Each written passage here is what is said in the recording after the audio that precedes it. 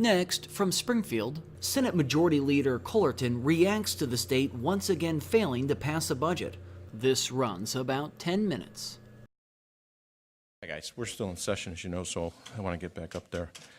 I didn't want to keep you too late. So obviously I'm disappointed we don't have a budget.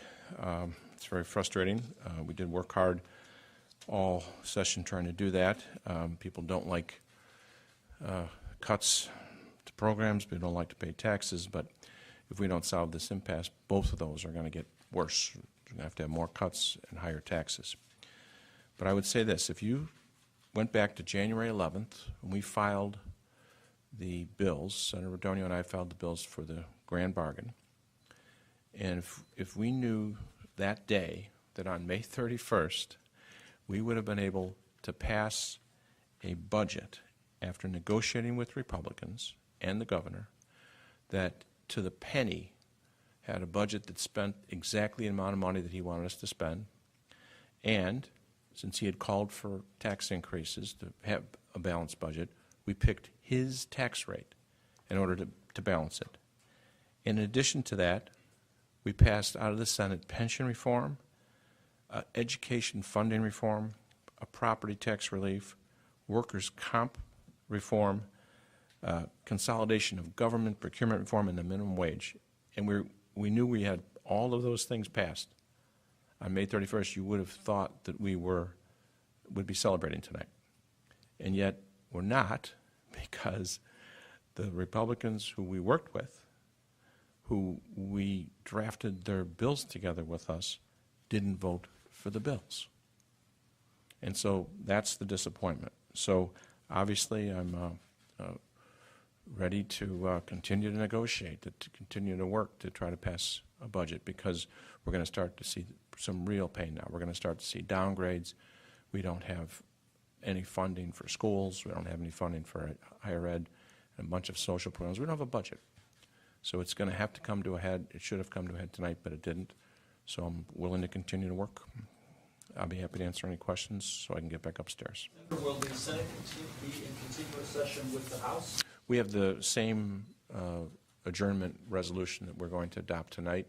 I don't know if I'd use the word continuous. We're not going to come in every day. We'll come in here when there's, whenever the governor wants us to, or whether there's something to vote on.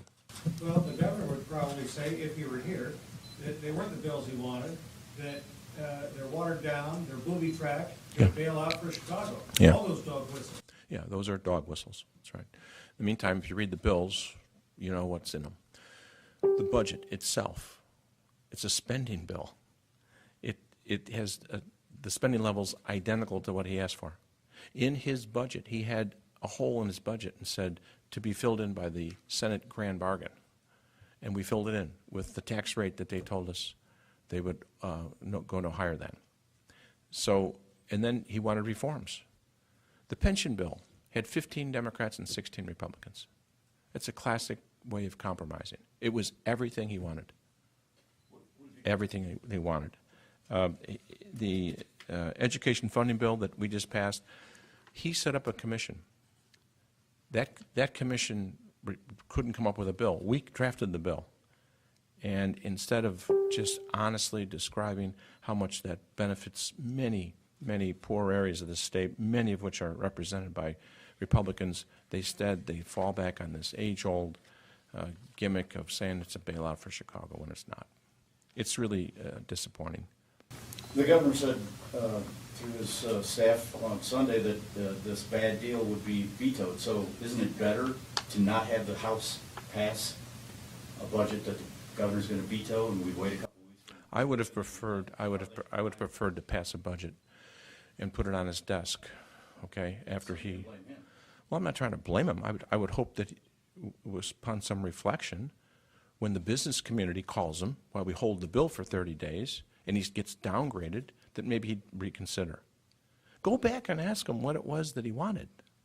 Senator Radonio introduced a 2-year property tax freeze bill on January 11th. Why? Because that was the same that she introduced 2 years before that. What made it 4 years?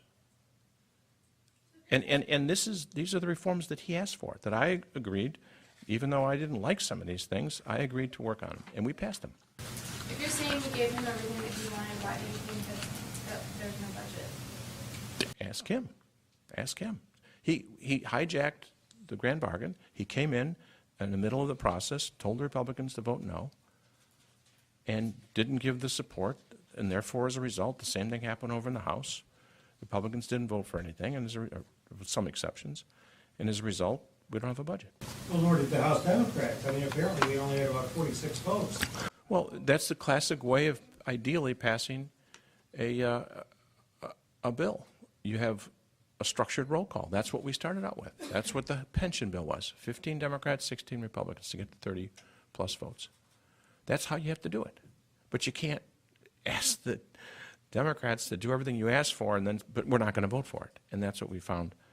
And I don't think I think there's probably every Republican up there knows that that's what happened. But they're from his party, and they have to listen to him, I guess. So, President, where do you go from here? Your talks with Speaker Madigan and trying to persuade the House to adopt either your budget or some form of it? Well, you know, we started off by working together with Senator Radonio and myself to see if we could just work together not with the House, just with the Senate to see if we can do it. Not with the governor, to see if we can just do it. And again, it got hijacked. All we can do now is what our Senate Democratic caucus did. We're the only ones that actually voted for and passed a balanced budget. And I come back to the fact, I want you to go and look at what the governor introduced back when it was budget time. I mean, a budget is spending, and if you need revenue, no more than what they say they can go for. And that's what we did. We got great ideas from the Republicans. That's how we were able to balance it. We got their cuts, $3 billion in cuts. We got it from sitting down with them and working on it. It's his budget. He can't criticize it. And yet he says, well, I don't have enough. I mean, are you serious that we have a balanced budget that he asked for? We have all these reforms, but we have a 2-year property tax freeze instead of a 4-year property tax freeze? And that's why we don't have a balanced budget? That's crazy. And so why don't we have a 4-year a property tax freeze? Because many people didn't want to have it at all. It's kind of not a good policy when you have really poor school districts. And they're not all the same. That's a one-size-fits-all solution. So we compromised. Everything we talked about here, we compromised.